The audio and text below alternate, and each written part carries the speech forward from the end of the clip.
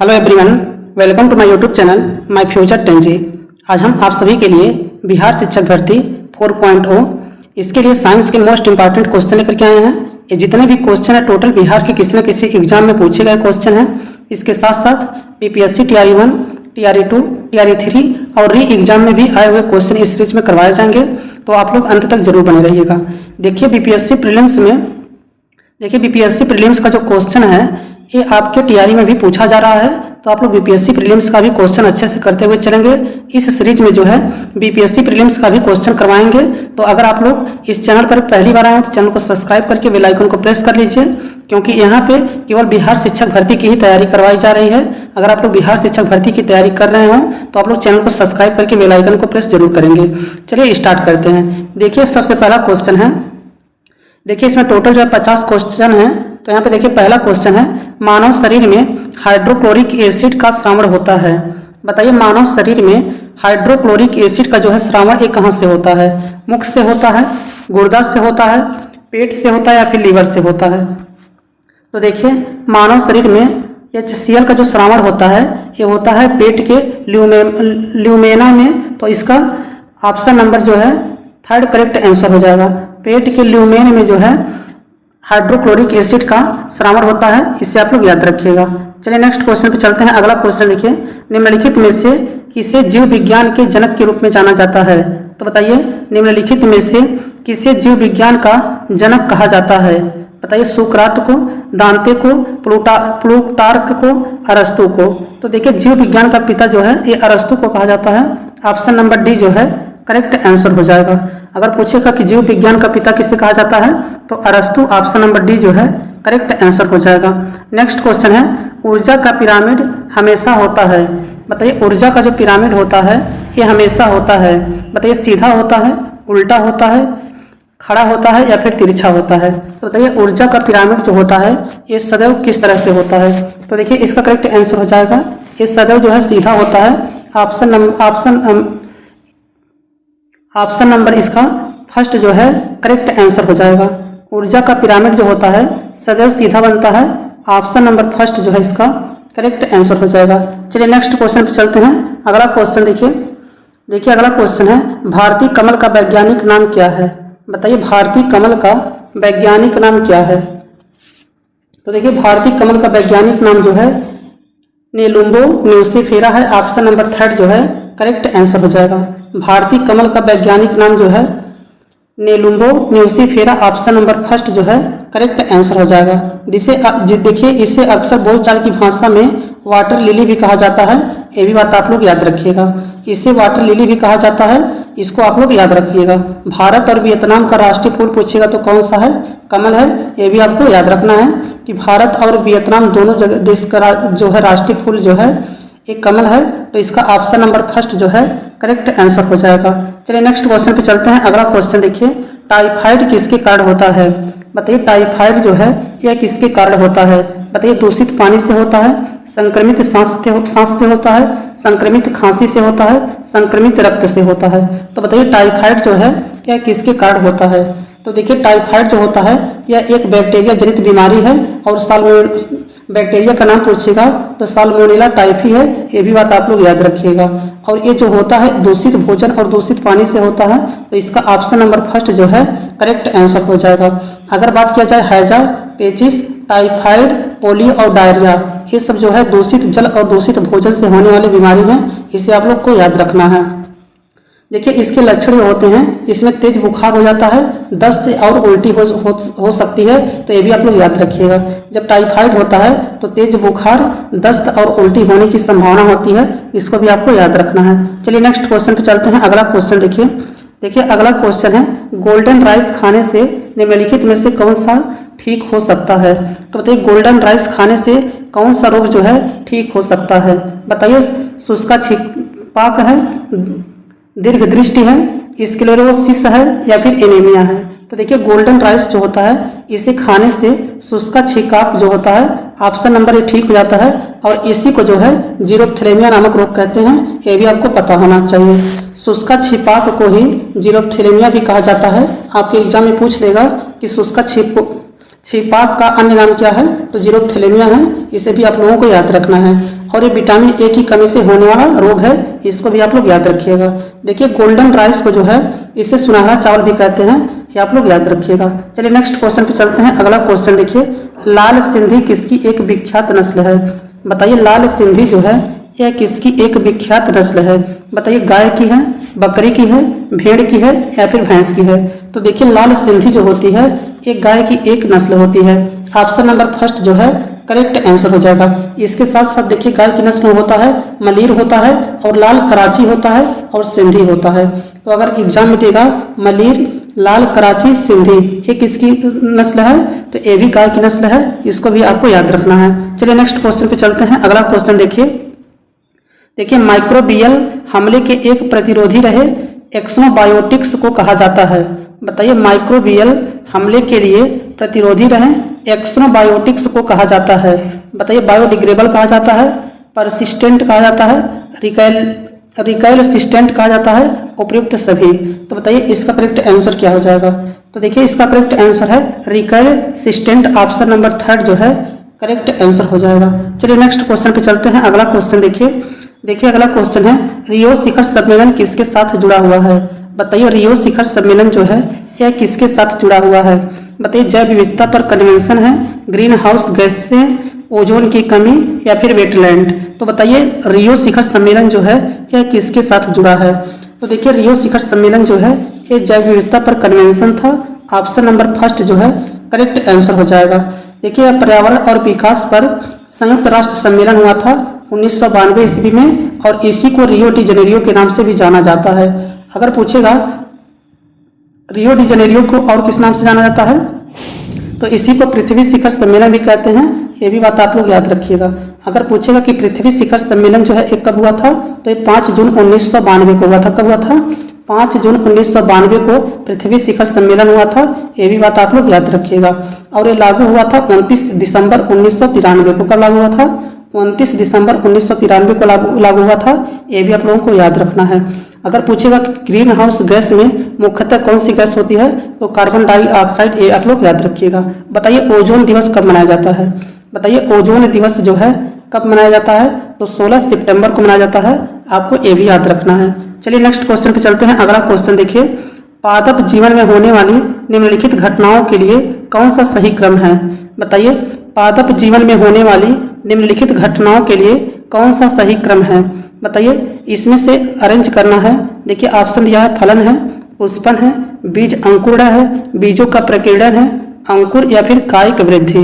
तो इसमें से अरेंज करके बताइए कि पादप जीवन में होने वाली निम्नलिखित घटनाओं के लिए कौन सा सही क्रम है? तो देखिए इसका करेक्ट आंसर हो जाएगा ऑप्शन नंबर फर्स्ट, इसका करेक्ट आंसर हो जाएगा। पहले क्या आएगा? पहले बीज अंकुरण आएगा, फिर आएगा अंकुर आएगा, फिर आएगा कायिक वृद्धि, उसके बाद जो आएगा पुष्पन, पुष्पन के बाद फलन, फलन के बाद आएगा बीजों का प्रकीर्णन। तो इसका ऑप्शन नंबर फर्स्ट जो है करेक्ट आंसर हो जाएगा। चलिए नेक्स्ट क्वेश्चन पे चलते हैं। अगला क्वेश्चन देखिए प्रकाश संश्लेषण किससे होता है? बताइए प्रकाश संश्लेषण जो है यह किससे होता है? बताइए क्लोरोफिल से होता है, जेंथोफिल से होता है, इलेक्ट्रोफिल से होता है या फिर राइबोसोम से होता है? तो बताइए प्रकाश संश्लेषण जो है किससे होता है? तो देखिए प्रकाश संश्लेषण जो होता है एक क्लोरोफिल से होता है। ऑप्शन नंबर फर्स्ट जो है करेक्ट आंसर हो जाएगा। अगर आप लोग को वीडियो अच्छा लग रहा है तो वीडियो को एक बार लाइक जरूर कर दीजिएगा, क्योंकि इसी तरह से जितने भी बिहार में अभी तक क्वेश्चन हुए हैं, बीपीएससी टीआरई का हुआ या बीपीएससी प्रीलिम्स के हुए या फिर किसी भी डिपार्टमेंट में अगर साइंस के क्वेश्चन बिहार में पूछे गए हैं तो उन सभी क्वेश्चनों को जो है हम करवा देंगे। तो आप लोग चैनल को सब्सक्राइब करके बेल आइकन प्रेस कर लीजिए। नेक्स्ट क्वेश्चन देखिए उत्पादक और खाने के क्रम को क्या कहते हैं? बताइए उत्पादक और खाने के क्रम को क्या कहते हैं? बताइए खाद्य श्रृंखला कहते हैं, ऊर्जा श्रृंखला कहते हैं, जैव श्रृंखला कहते हैं या फिर उत्पाद श्रृंखला कहते हैं? तो बताइए इसका करेक्ट आंसर क्या हो जाएगा? तो देखिए उत्पाद और खाने के क्रम को जो है ये कहा जाता है खाद्य श्रृंखला। ऑप्शन नंबर फर्स्ट जो है करेक्ट आंसर हो जाएगा। ऑप्शन नंबर फर्स्ट इसका करेक्ट आंसर हो जाएगा। चलिए नेक्स्ट क्वेश्चन पे चलते हैं। अगला क्वेश्चन देखिए आनुवांशिकता की सबसे छोटी इकाई क्या है? बताइए आनुवांशिकता की सबसे छोटी इकाई क्या होती है? बताइए न्यूरॉन है, म्यूटान है, एक्सान है या फिर जीन है। तो देखिए अनुवांशिकता की सबसे छोटी इकाई जो होता है ये जीन होता है। ऑप्शन नंबर डी जो है करेक्ट आंसर हो जाएगा। अनुवांशिकता की सबसे छोटी इकाई जो होती है ये जीन होती है। ऑप्शन नंबर डी जो है करेक्ट आंसर हो जाएगा। नेक्स्ट क्वेश्चन देखिए, डीऑक्सीजनित रुधिर शरीर में किस में आता है? तो बताइए डीऑक्सीजनित रुधिर जो होता है इस शरीर में किस में आता है? बताइए बाएं निलय में, दायां निलय में, बायां अलिंद में या फिर दायां अलिंद में। तो बताइए डीऑक्सीजनित रुधिर जो होता है शरीर में किस में आता है? तो देखिए इसका करेक्ट आंसर हो जाएगा दायां अलिंद। ऑप्शन नंबर डी जो है करेक्ट आंसर हो जाएगा। देखिए अगर पूछेगा डीऑक्सीजनित रुधिर या फिर अशुद्ध रुधिर जो है कहाँ बहता है तो दाहिने अलिंद में बहता है। अगर पूछेगा कि ऑक्सीजन युक्त रुधिर या फिर शुद्ध रुधिर जो है कहाँ बहता है तो देखिए ये बाएं अलिंद में बहता है और दोनों नीले में बहता है। बाएं अलिंद और दोनों नीले में जो है शुद्ध रुधिर ऑक्सीजन युक्त रुधिर बहता है, ये आपको याद रखना है। चलिए नेक्स्ट क्वेश्चन पे चलते हैं। अगला क्वेश्चन देखिए, प्रारंभिक खाद्य नहीं है। तो बताइए प्रारंभिक खाद्य इनमें से कौन सा नहीं है? बताइए दुग्ध है, सब्जी है, फल है या फिर अनाज है। तो देखिए प्रारंभिक खाद्य जो होता है ये दुग्ध नहीं होता है, जबकि सब्जी, फल और अनाज ये जो है प्रारंभिक खाद्य है। पेड़ पौधों द्वारा जो निर्मित होता है उसे क्या कहते हैं? उसे उत्पादक या फिर प्रारंभिक खाद्य कहते हैं। तो इसका ऑप्शन नंबर फर्स्ट जो है करेक्ट आंसर हो जाएगा। चलिए नेक्स्ट क्वेश्चन पे चलते हैं। अगला क्वेश्चन देखिए यहाँ पे टिक्का रोग किससे संबंधित है? बताइए टिक्का रोग जो है यह किससे संबंधित है? बताइए बाजरा से संबंधित है, मक्का से, गन्ना से या फिर मूंगफली से। तो बताइए टिक्का नामक रोग जो है ये किससे संबंधित है? तो देखिए ये मूंगफली से संबंधित है। ऑप्शन नंबर डी जो है करेक्ट आंसर हो जाएगा। अगर पूछेगा अंगमारी रोग जो है ये किससे संबंधित है तो धान में जो है अंगमारी नामक रोग होता है। और अगर पूछेगा कि गन्ना में कौन सा रोग हो जाता है तो लाल सड़न रोग हो जाता है, ये भी कवक के कारण होता है। और आलू में जो है ब्लैक हट होता है, इसे भी आप लोग याद रखिएगा। चलिए नेक्स्ट क्वेश्चन पे चलते हैं। अगला क्वेश्चन देखिए, एस्कॉर्बिक अम्ल किस विटामिन का नाम है? बताइए एस्कॉर्बिक अम्ल जो है ये किस विटामिन का नाम है? बताइए विटामिन ए का है, विटामिन बी का है, विटामिन सी का है या फिर विटामिन डी का है। तो बताइए एस्कॉर्बिक अम्ल जो होता है ये किस विटामिन का रासायनिक नाम है? तो देखिए विटामिन सी जो होता है इसे एस्कॉर्बिक एसिड कहते हैं, और विटामिन ए को रेटिनॉल कहते हैं, विटामिन बी1 को थायमिन कहते हैं और विटामिन डी को कैल्सीफेरॉल कहते हैं। ये भी आप लोगों को याद रखना है। चलिए नेक्स्ट क्वेश्चन पे चलते हैं। अगला क्वेश्चन देखिए अगला क्वेश्चन है, जाइलम का क्या कार्य होता है? बताइए जाइलम का क्या कार्य होता है? बताइए जल का संवहन करना, खाद्य उत्पाद का संवहन करना, गैस संवहन करना या फिर इनमें से कोई नहीं। तो देखिए जाइलम जो होता है ये पौधों में पाया जाने वाला एक संवहन उत्तक है और ये जो होता है जल का संवहन करता है। ऑप्शन नंबर फर्स्ट जो है करेक्ट आंसर हो जाएगा। जाइलम जो होता है ये जल का संवहन करता है। ऑप्शन नंबर फर्स्ट इसका करेक्ट आंसर हो जाएगा। नेक्स्ट क्वेश्चन है, मध्य कर्ण में इनमें से कौन सी हड्डी नहीं पाई जाती है? बताइए मध्य कर्ण में इनमें से कौन सी हड्डी नहीं पाई जाती है? बताइए मेलियस है, इनकस है, स्टेपिस है या फिर हैमेट है। तो देखिए मध्य कर्ण जो होता है इसमें तीन हड्डियां पाई जाती हैं, जो कि मेलियस है, उसके बाद इनकस है और उसके बाद स्टेपिस है। लेकिन हैमेट जो होता है ये नहीं पाया जाता है। तो इसका ऑप्शन नंबर डी जो है करेक्ट आंसर हो जाएगा। मध्य कर्ण में जो है 3 प्रकार की हड्डियां होती हैं, मेलियस, इनकस और स्टेपिस। लेकिन हैमस जो होता है ये मध्य कर्ण में नहीं पाया जाता है। तो इसका ऑप्शन नंबर डी जो है करेक्ट आंसर हो जाएगा। बताइए ग्लोबल वार्मिंग किस गैस से होता है? ये क्वेश्चन हम आपको बताए भी हैं। बताइए ग्लोबल वार्मिंग जो है ये किस गैस से होता है? बताइए ऑक्सीजन से होता है, कार्बन डाइऑक्साइड से होता है, नाइट्रोजन से होता है या फिर ओजोन से होता है। तो बताइए ग्लोबल वार्मिंग जो है ये किस गैस से होता है? तो देखिए ग्लोबल वार्मिंग के लिए मुख्य जिम्मेदार गैस जो है ये कार्बन डाइऑक्साइड है। ऑप्शन नंबर सेकंड जो है करेक्ट आंसर हो जाएगा। इसके बाद जलवाष्प आता है, इसे आप लोग याद रखिएगा। चलिए नेक्स्ट क्वेश्चन पे चलते हैं। अगला क्वेश्चन देखिए, निम्नलिखित में से कौन सा फूल का प्रजनन अंग नहीं है? तो बताइए निम्नलिखित में से कौन सा फूल का प्रजनन अंग नहीं है?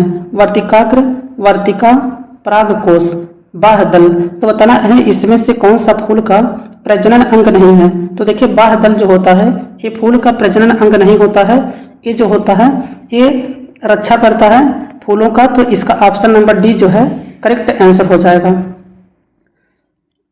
फूलों का जो है प्रजनन अंग जो है बाह्यदल नहीं होता है, ऑप्शन नंबर डी इसका करेक्ट आंसर हो जाएगा। फूल के अगर पूछेगा कितने भाग होते हैं तो फूल के टोटल 4 भाग होते हैं। बाह्य दलपुंज होता है, दलपुंज होता है, पुमांग होता है और जायांग होता है। ये भी आप लोग याद रखिएगा, इससे भी आपके एग्जाम में क्वेश्चन पूछा जा सकता है। नेक्स्ट क्वेश्चन है, निमारी एक नस्ल है। बताइए निमारी जो है एक नस्ल है। बताइए भेड़ की नस्ल है, बकरी की नस्ल है, गाय की या फिर भैंस की। तो बताइए निमारी जो है या निम्नलिखित में से किसकी नस्ल होती है। तो देखिए इसका करेक्ट आंसर है गाय की। ऑप्शन नंबर 3 जो है करेक्ट आंसर हो जाएगा। निमारी जो है गाय की नस्ल है। ऑप्शन नंबर 3 जो है करेक्ट आंसर हो जाएगा। निम्नलिखित में से कौन सा मादा प्रजनन तंत्र का भाग नहीं है। बताइए निम्नलिखित में से कौन सा मादा प्रजनन तंत्र का भाग नहीं है। बताइए अंडाशय, गर्भाशय, शुक्रवाहिका या फिर फैलोपियन नलिका। तो बताइए निम्नलिखित में से कौन सा मादा प्रजनन तंत्र का भाग नहीं है।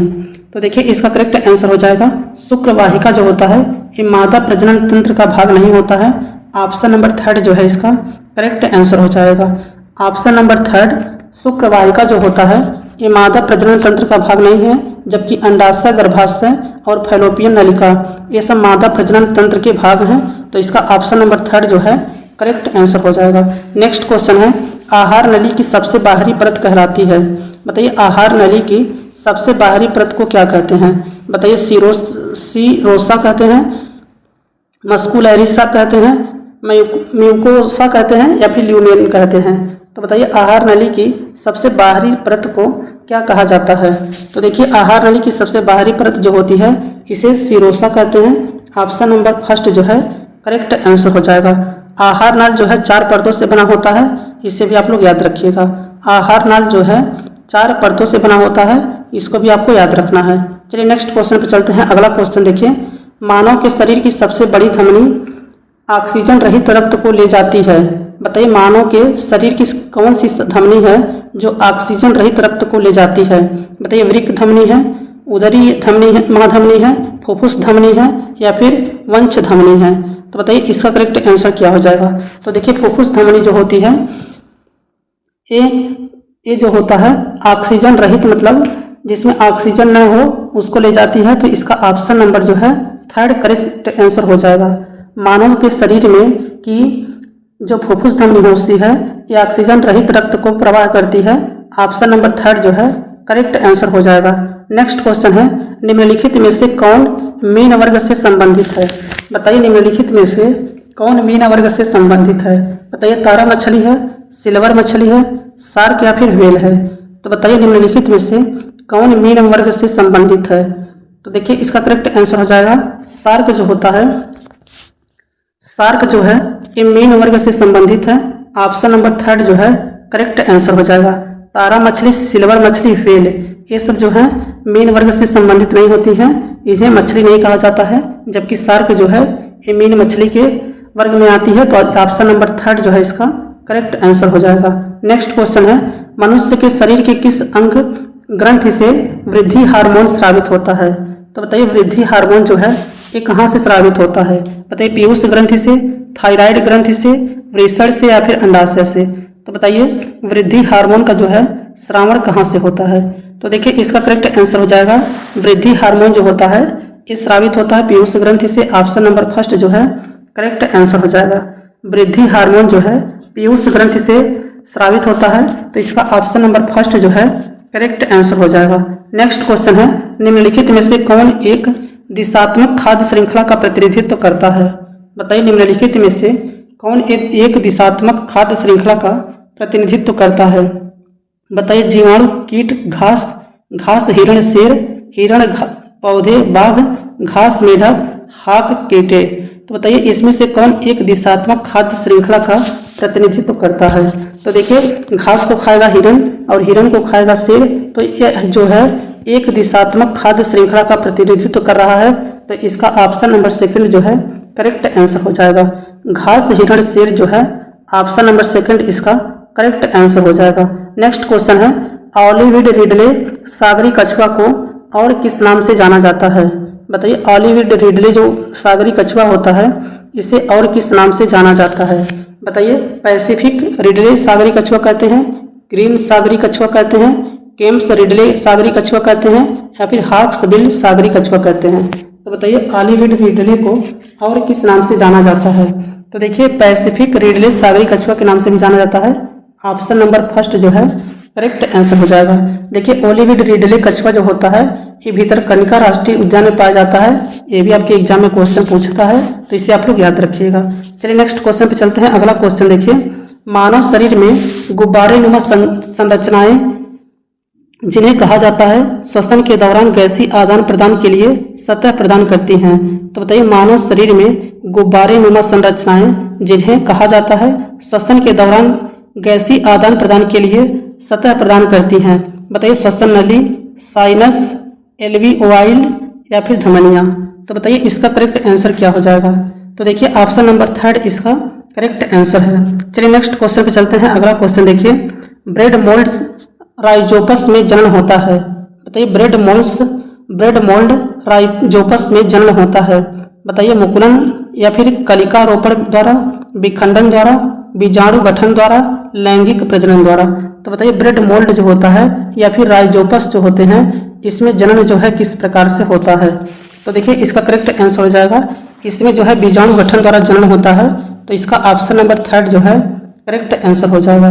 बीजाणु गठन के द्वारा जो है इसमें जन्म होता है। ऑप्शन नंबर थर्ड इसका करेक्ट आंसर हो जाएगा। नेक्स्ट क्वेश्चन है, पुनगानुर एक नस्ल है। बताइए किसकी नस्ल है? हाथी की, बकरी की, गाय की या फिर भैंस की?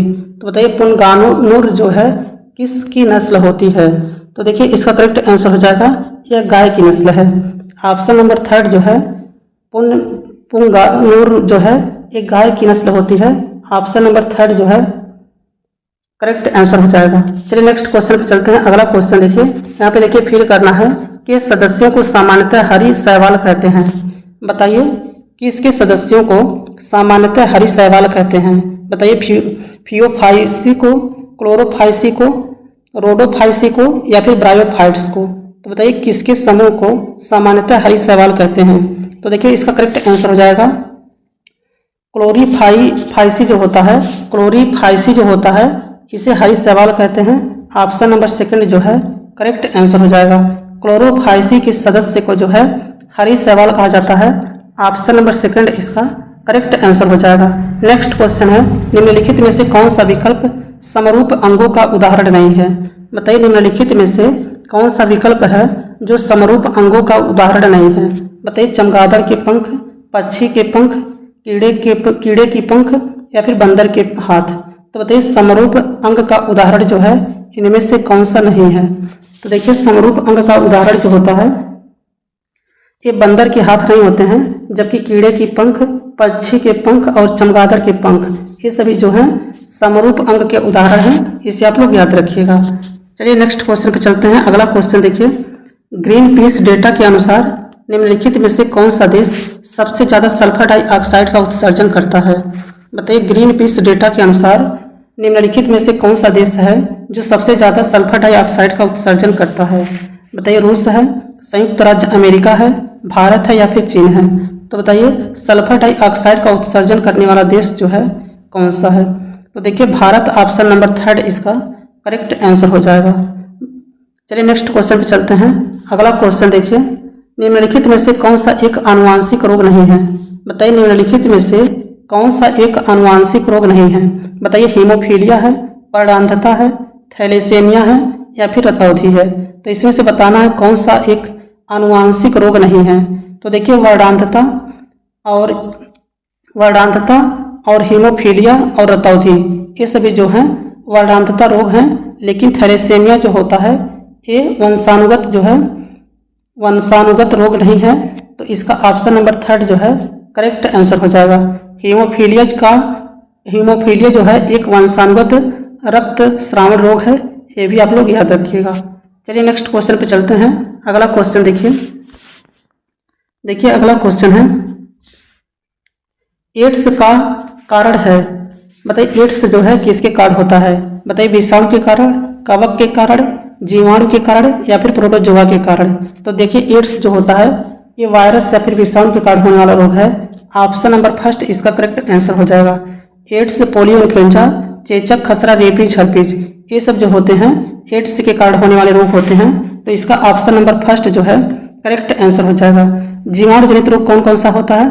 तो बैक्टीरिया, देखिए जीवाणु से होने वाले रोग जो हैं ये है टिटनेस, हैजा, टाइफाइड, क्षय रोग, डिप्थीरिया, प्लेग, काली खांसी, निमोनिया, कोढ़, गोनेरिया, सिफिलिस। ये जो है जीवाणु बैक्टीरिया से होने वाले रोग हैं, ये भी आप लोग याद रखिएगा। चलिए नेक्स्ट क्वेश्चन पे चलते हैं। अगला क्वेश्चन देखिए, निम्न में से कौन सा जंतु एक कोशिकी नहीं है? तो बताइए निम्न में से कौन सा एक जंतु है जो एक कोशिकी नहीं है?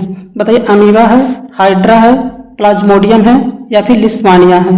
तो बताइए निम्न में से कौन सा जंतु जो है एक कोशिकी नहीं है? तो बताइए इसका करेक्ट आंसर क्या हो जाएगा? तो देखिए हाइड्रा जो होता है यह एक कोशिकी नहीं होता है। ऑप्शन नंबर सेकंड जो है करेक्ट आंसर हो जाएगा। जबकि अमीबा, प्लाज्मोडियम और लिस्मानिया ये सभी जो है एक कोशिकी जीव हैं। ऑप्शन नंबर सेकंड जो है करेक्ट आंसर हो जाएगा। देखिए हाइड्रा जो होता है ये बहुकोशिकीय जीव होता है। प्लाज्मोडियम जो होता है एक कोशिकीय जीव होता है। अमीबा भी एक कोशिकी से बना है, ये आप लोग याद रखिएगा। चलिए नेक्स्ट क्वेश्चन पे चलते हैं। अगला क्वेश्चन देखिए, पेयजल में फ्लोराइड की मात्रा अधिक होने के कारण किससे संबंधित रोग होता है? बताइए पेयजल में फ्लोराइड की मात्रा अधिक होने के कारण किससे संबंधित रोग होता है? बताइए हड्डी से संबंधित, लीवर से संबंधित, आंख से संबंधित या फिर आदत से संबंधित? तो बताइए पेयजल में अगर फ्लोराइड की मात्रा बढ़ जाती है तो यह किससे संबंधित रोग होगा? तो देखिए हड्डी से संबंधित होगा। ऑप्शन नंबर फर्स्ट जो है करेक्ट आंसर हो जाएगा। पेयजल में फ्लोराइड की मात्रा अगर बढ़ जाती है तो हड्डी से संबंधित रोग हो जाएगा, ये आप लोग याद रखिएगा। चलिए नेक्स्ट क्वेश्चन पे चलते हैं। अगला क्वेश्चन देखिए, निम्न में से कौन सी एक वास्तविक मीन है? बताइए निम्नलिखित में से कौन सी एक वास्तविक मीन है? बताइए जेली मीन, तारा मीन, कुत्ता मीन या फिर चांदी मीन? तो बताइए निम्नलिखित में से कौन सा एक वास्तविक मीन है? तो देखिए इसका करेक्ट आंसर है कुत्ता मीन। ऑप्शन नंबर थर्ड जो है इसका करेक्ट आंसर हो जाएगा। जेली मीन, तारा मीन और चांदी मीन ये सभी जो है वास्तविक मीन नहीं है, जबकि कुत्ता मीन जो है ऑप्शन नंबर थर्ड यह एक वास्तविक मीन है। तो इसका ऑप्शन नंबर थर्ड जो है करेक्ट आंसर हो जाएगा।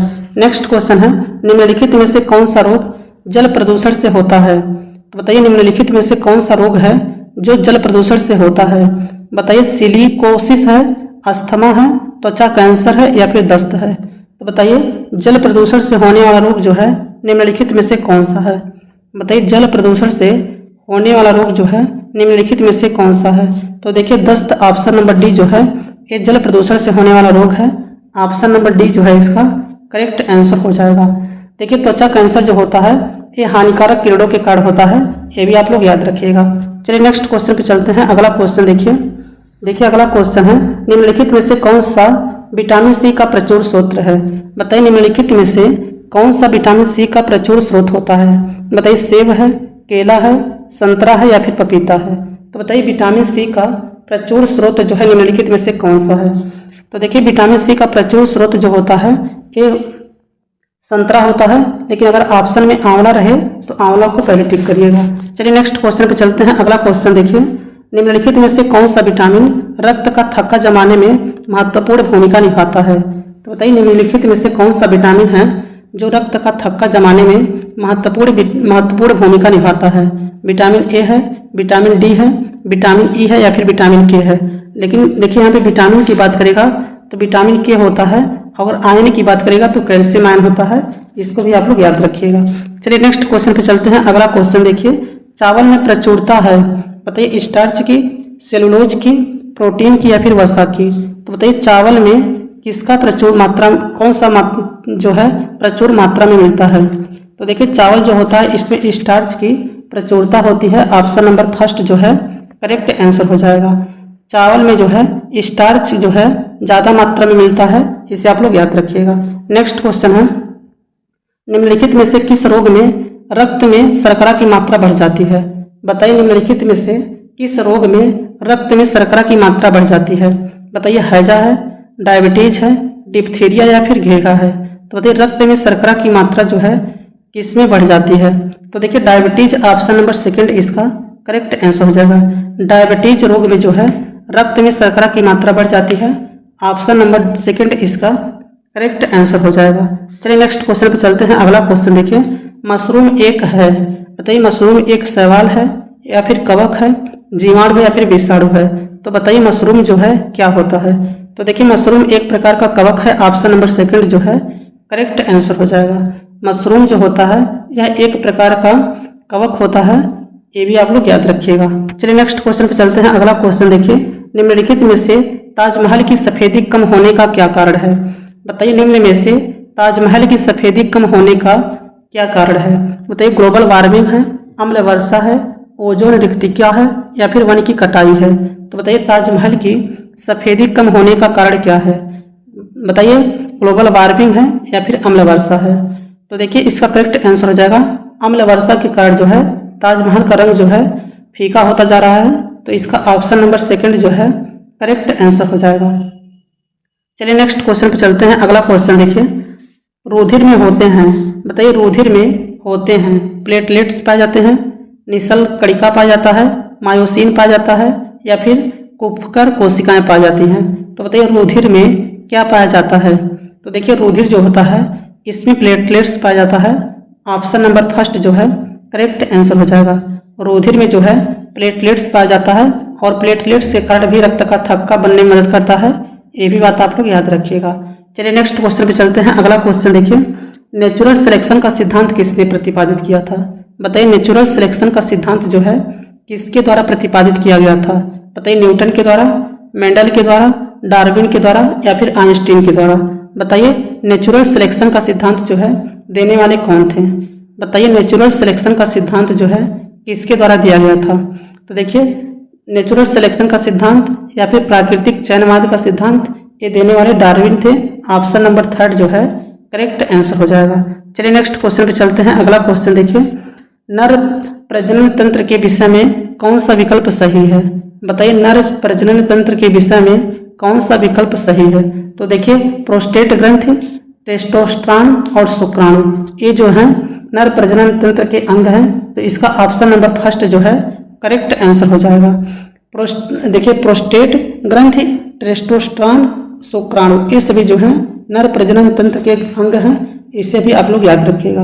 अगर वीडियो अच्छा लगा हो तो वीडियो को लाइक कर दीजिएगा। चैनल पे पहली बार हो तो चैनल को सब्सक्राइब कर लीजिएगा। और बिहार शिक्षक भर्ती की अगर आप लोग तैयारी कर रहे हैं तो चैनल से जुड़े रहिएगा। Thanks for watching this video.